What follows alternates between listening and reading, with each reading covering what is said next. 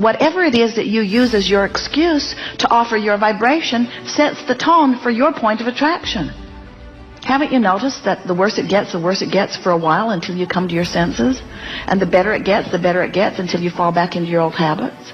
In other words, haven't you noticed that you can get on a run where you're feeling really good and things just get better and better and better, and then some old person shows up in your life or something happens and you get refocused, or you watch CNN, or you go to the movie on global warming and you have a sort of resistance relapse? So we want you to feel the power of your life experience. And the reason that we are taking such a dynamic, dramatic approach to it is because you have had such publicity about something that is causing so many of you to think in a negative way about something that matters to you so intensely.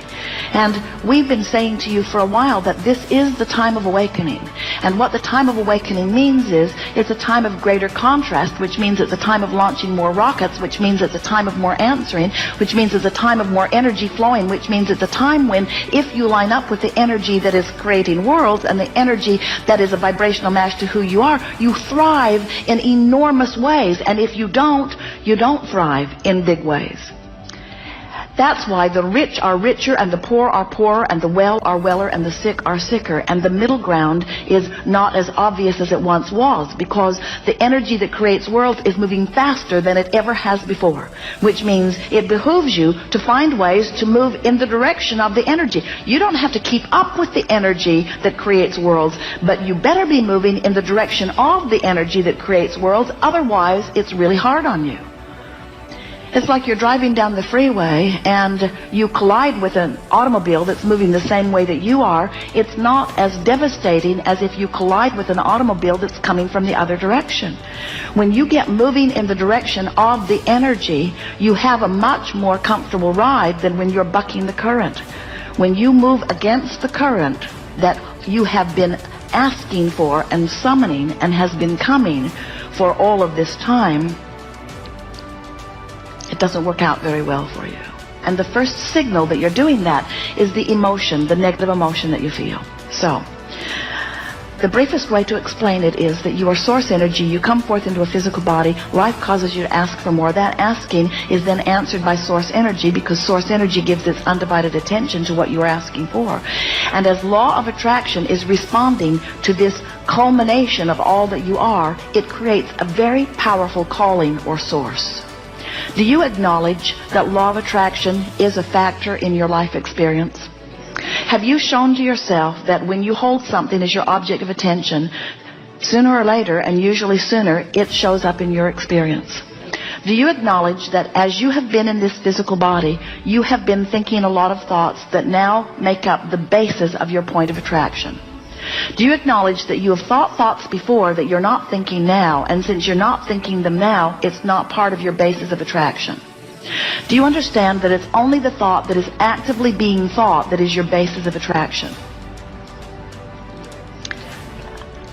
Well, please understand that that is so. You didn't feel very confident about that. But we want you to know that thoughts that you thought before are not affecting you now unless you're still thinking them. And so people worry about unconscious thoughts or subconscious thoughts. And we want to say to you, if it's so subconscious or unconscious that you're not having any emotion around it, then it's not big enough that it has any pulling power. So you do acknowledge that your thoughts do create your reality.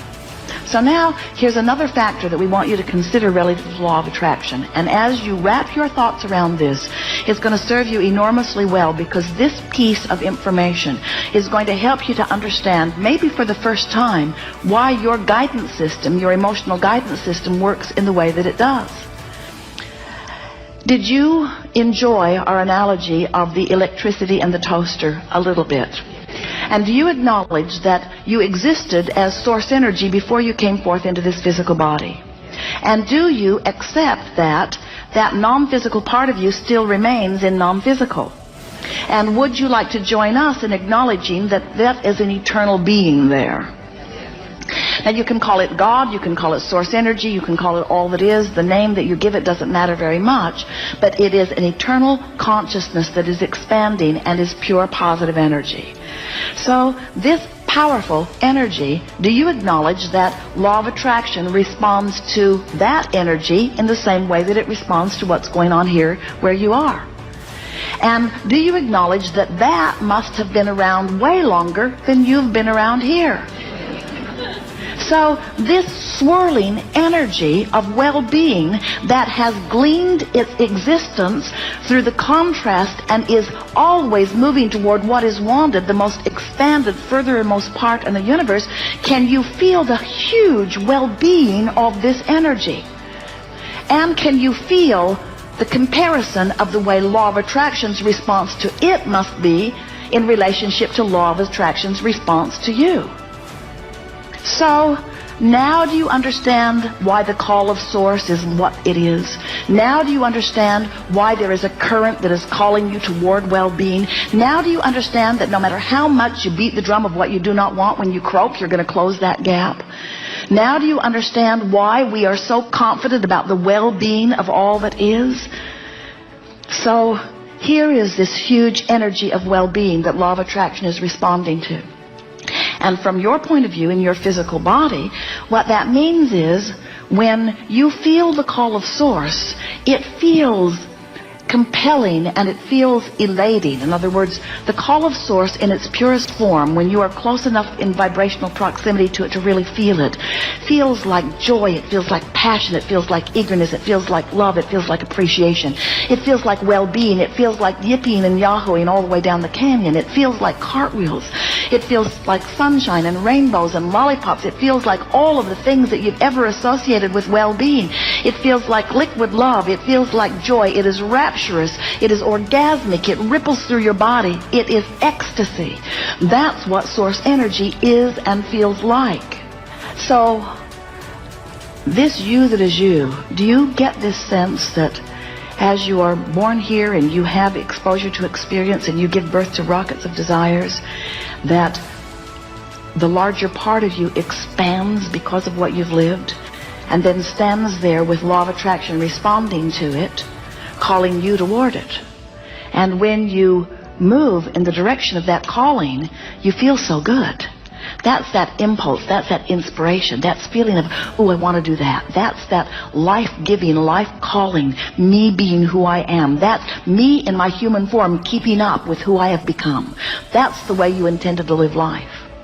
When you feel negative emotion, whether you call it frustration or overwhelmment, or something stronger like anger or rage or hate, or something stronger like disappointment or fear or depression, when you feel those negative emotions, what it always means is you're not letting yourself be you. You're focused upon some aspect of contrast, and you've done it for way more than 17 seconds, so that you've got an activation within you that is not letting you go with the flow. And what happens is, the thing about not going with the flow is that the flow doesn't say, oh, they're not coming, let's wait. The flow keeps going because law of attraction is responding to the larger part of you.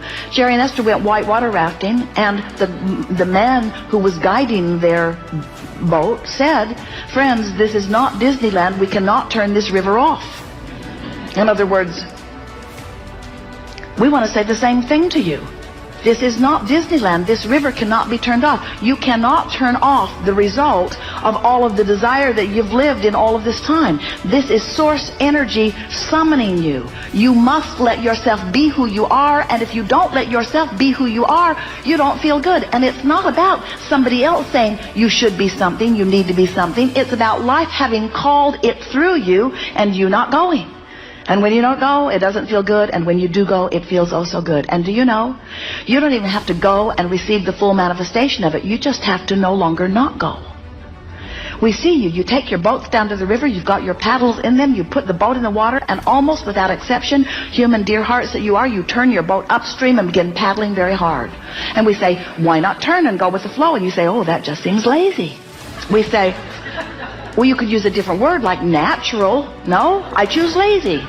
It seems lazy. I don't want to be lazy. I want to be virtuous and hardworking. I want to earn my way. And all the other humans that amount to anything are paddling very hard upstream. We try here. We try hard. We try, we persevere, we are determined. We use our effort and our action to try to compensate for energy. You don't say that, but you try it. You do it. And we say, nothing that you want is up